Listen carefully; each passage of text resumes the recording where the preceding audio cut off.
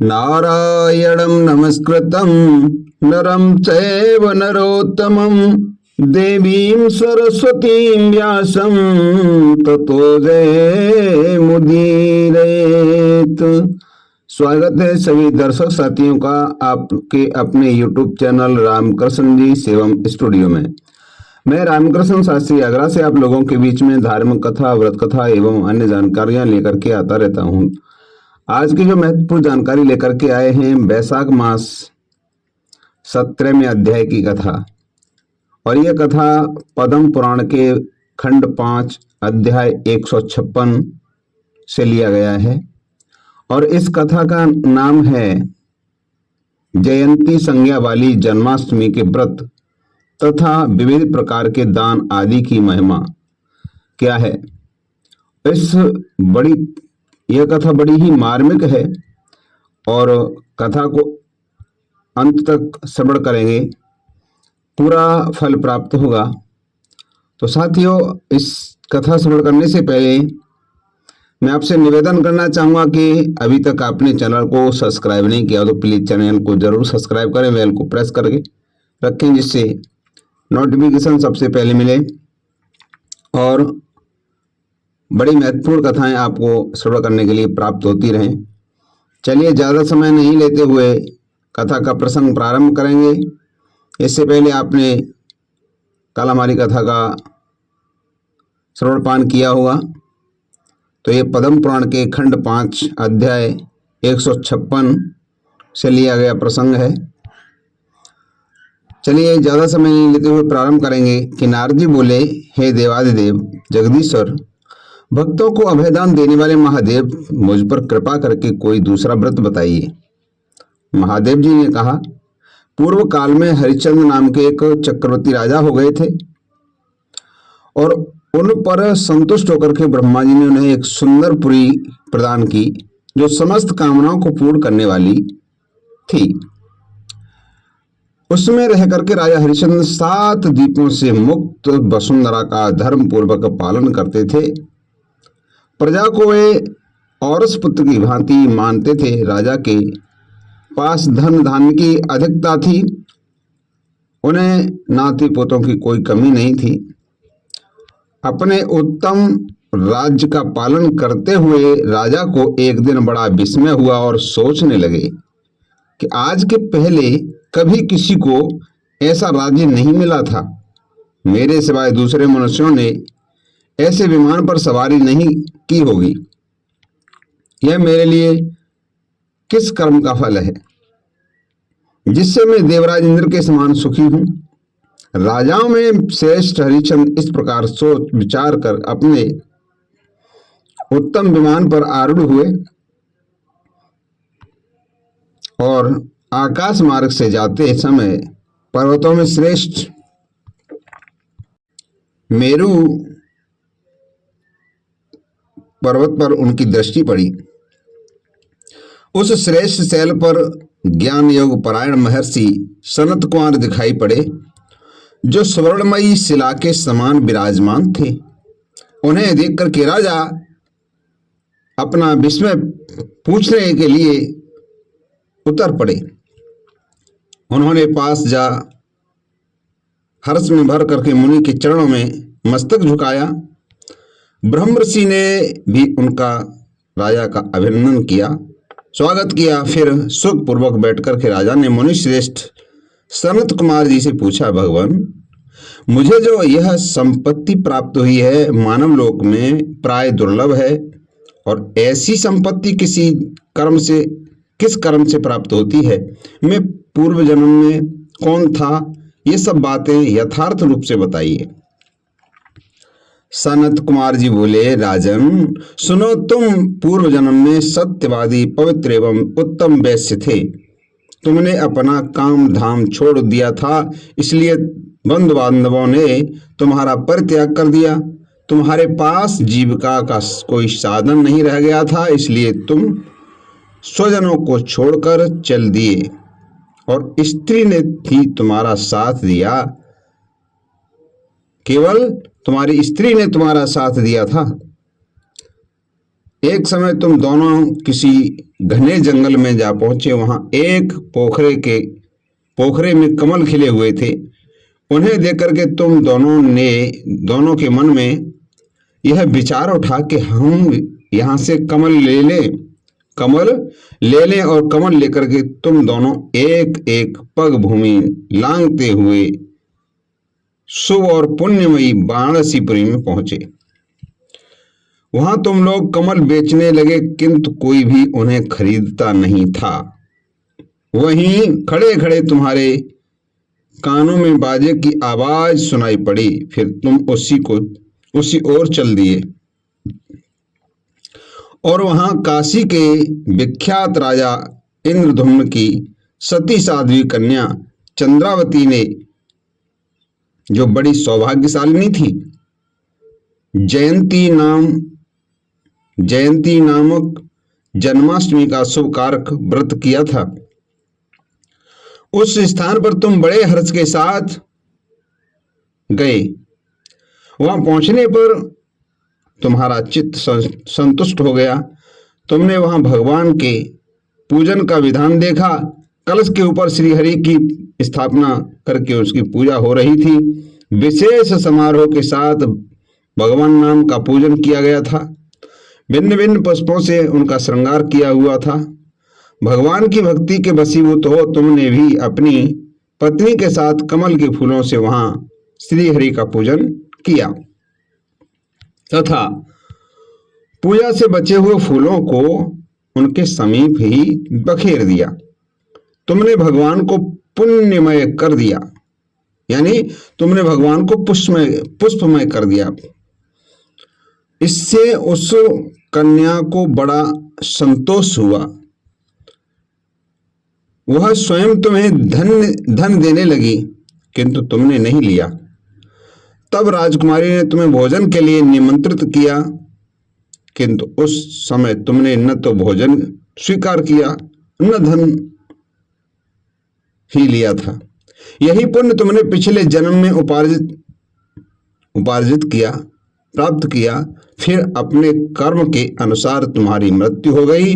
उसी महान पुण्य के प्रभाव से तुम्हें विमान मिला। राजन, पूर्व जन्म में जो तुम्हारे द्वारा वह पुण्य हुआ था, उसी का फल इस समय तुम भोग रहे हो। हरिश्चंद्र बोले, मुनिवर, किस महीने में वह तिथि आती है और किस विधि से उसका व्रत करना चाहिए, यह मुझे बताइए। सनत कुमार जी ने कहा, राजन, मैं तुम्हें इस व्रत को बताता हूं, सावधान होकर के सुनो। श्रावण मास के कृष्ण पक्ष की अष्टमी तिथि को यदि रोहिणी नक्षत्र का योग, श्रावण मास के कृष्ण पक्ष की अष्टमी तिथि को यदि रोहिणी नक्षत्र का योग मिल जाए तो उस जन्माष्टमी का नाम जयंती होता है। अब मैं इसकी विधि का वर्णन करता हूं। जैसा कि ब्रह्मा जी ने मुझे बताया था, उस दिन उपवास का व्रत, काले तिल से मिश्रित जल में स्नान करें। फिर नवीन कलश की जो फूटा टूटा न हो स्थापना करें। फूटा टूटा कलश न होना चाहिए। उसमें पंचरत्न डालें और हीरा, मोती, बैदूरी, पुष्पराग, पुखराज यानी और इंद्रनील, ये उत्तम पंचरत्न हैं, ऐसा कात्यायन का कथन है। कलश के ऊपर सोने का पात्र रखें और सोने की बनी हुई नंद रानी यशोदा प्रतिमा स्थापित करें। प्रतिमा का भाव यह होना चाहिए कि यशोदा अपने पुत्र श्री कृष्ण को स्तन पिलाती हुई मंद मंद मुस्कुरा रही हो, ऐसी तरह की प्रतिमा होनी चाहिए। और श्री कृष्ण यशोदा मैया का एक स्तन तो पी रहे हैं और दूसरे स्तन पर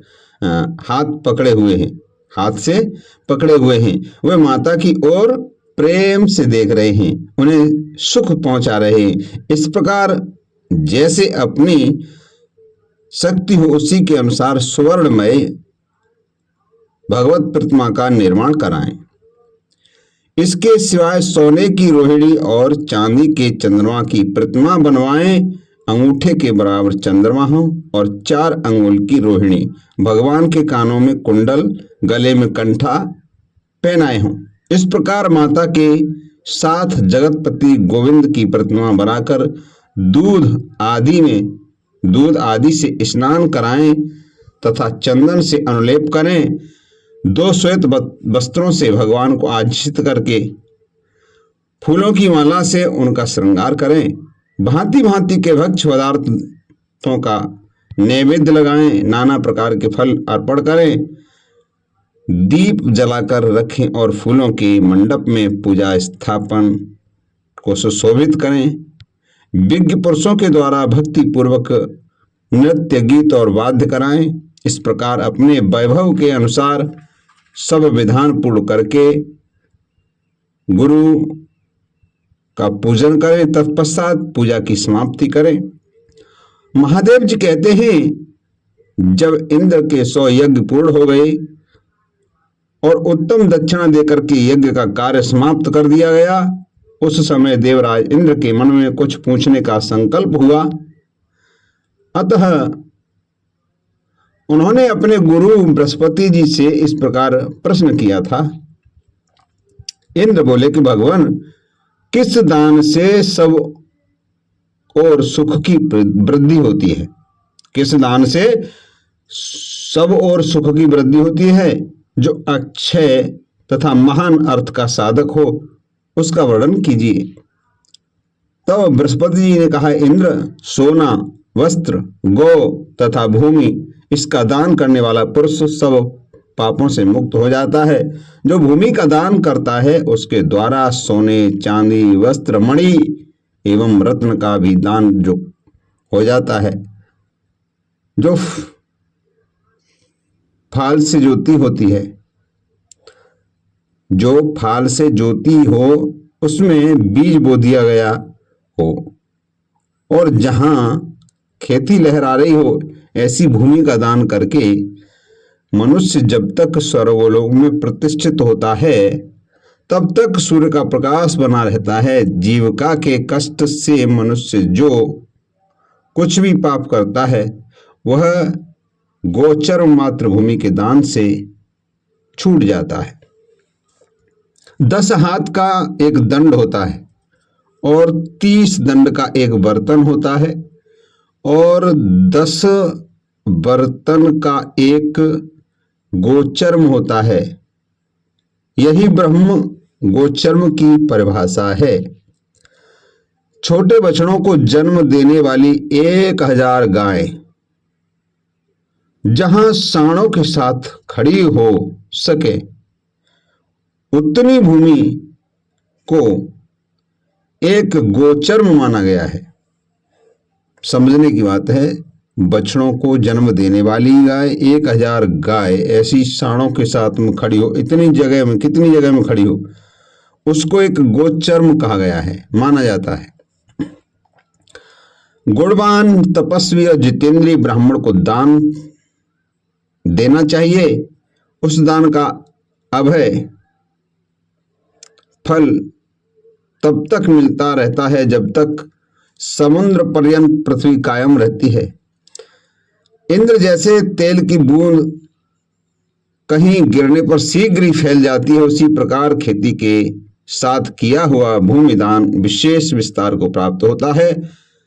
गो, भूमि और विद्या, इन 3 वस्तुओं के दान को अति दान बताया गया है। वे क्रमशः दुहने, बोने और अभ्यास करने से नरक से उद्धार कर देती है। नरक से उद्धार कर देती है। वस्त्र दान करने वाले पुरुष परलोक के मार्ग पर वस्त्रों से आच्छादित होकर के यात्रा करते हैं और जिन्होंने वस्त्र दान नहीं किया वो नंगे ही जाना पड़ता है। अन्नदान करने वाले लोग तृप्त होकर के जाते हैं। जो अन्नदान नहीं करते उन्हें भूखे ही यात्रा करनी पड़ती है। नरक के भय से डरे हुए सभी पितर इस बात की अभिलाषा करते हैं कि हमारे पुत्रों में से जो कोई गया जाएगा, गया जो बिहार में पड़ता है, गया जाएगा, वो हमें तारने वाला होगा। बहुत से पुत्रों की इच्छा करनी चाहिए, क्योंकि उनमें से एक भी तो गया जाएगा, अथवा नील वृष का उत्सर्ग करेगा जो रंग से लाल हो, उसकी पूंछ के अग्रभाग में कुछ पीलापन हो, कुछ पीलापन लिए सफेदी हो, और खुर तथा सींगों का विशुद्ध श्वेत वर्ण हो, वह नील वृष कहलाता है। पांडु रंग की पूंछ वाली नील वृष को जल उछालता है, उससे 8000 वर्ष तक पितर तृप्त रहते हैं। इसके सांग में नदी के किनारे की उखाड़ी हुई मिट्टी लगी होती है। उसके दान से पितर परम प्रकाश में चंद्रलोक को प्राप्त होकर के सुख भोगते हैं। यह पृथ्वी पूर्व काल में राजा दिलीप, नृग, नहुस तथा अन्यान्य नरेशों के अधीन थी और पुनः अन्य राजाओं के अधिकार में जाती रहेगी। सगर आदि बहुत से राजा इस पृथ्वी पर दान कर चुके। यह जब जिसके अधिकार में रहती है तब उसी को इसके दान का फल मिलता है। जो अपनी या दूसरे की दी हुई पृथ्वी को हर लेता है वह विष्ठा का कीड़ा होकर के पितरों सहित नरक में पकाया जाता है। भूमि दान करने वाले से बढ़कर के पुण्यमान तथा भूमि हर लेने वाले से बढ़कर के पापी कोई दूसरा नहीं है। जब तक महाप्रलय नहीं हो जाता तब तक भूमिदाता उधर लोक में और भूमि हरता नरक लोक में रहता है। सुवर्ण अग्नि की प्रथम संतान है, यानी सुवर्ण अग्नि की प्रथम संतान है। पृथ्वी विष्णु के अंश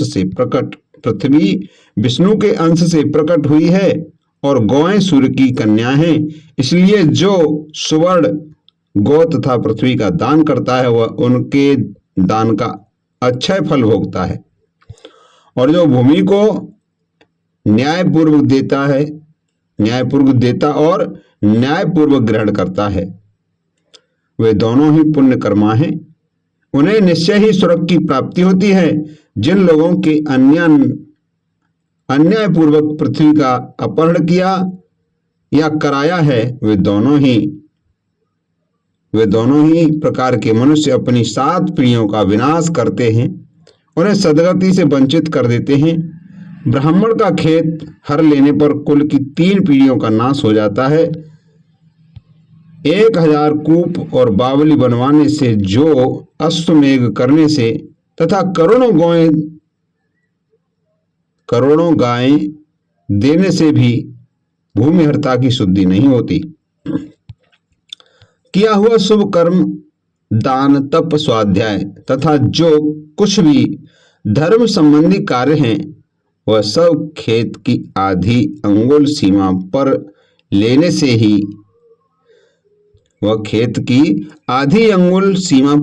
से ही भी नष्ट हो जाता है। गोतीर्थ यानी गौ के चरने और पानी पीने आदि का स्थान, उसे कहते हैं गोतीर्थ।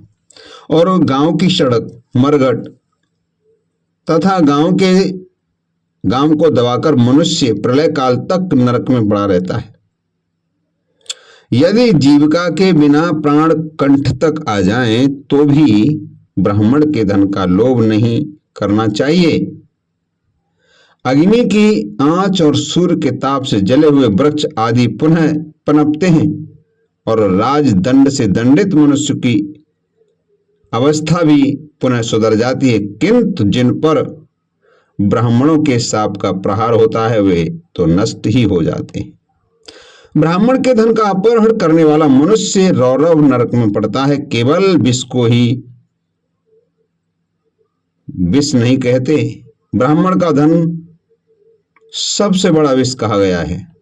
साधारण विष तो एक को ही मारता है, किंतु ब्राह्मण का धन रूपी विष बेटी और पोतों तक का नाश कर डालता है। मनुष्य लोहे और पत्थर के चूरे को तथा विष को भी पचा सकता है, परंतु तीनों लोकों में ऐसा कौन पुरुष है जो ब्राह्मण के धन को पचा सके। ब्राह्मण के धन से जो सुख उठाता है।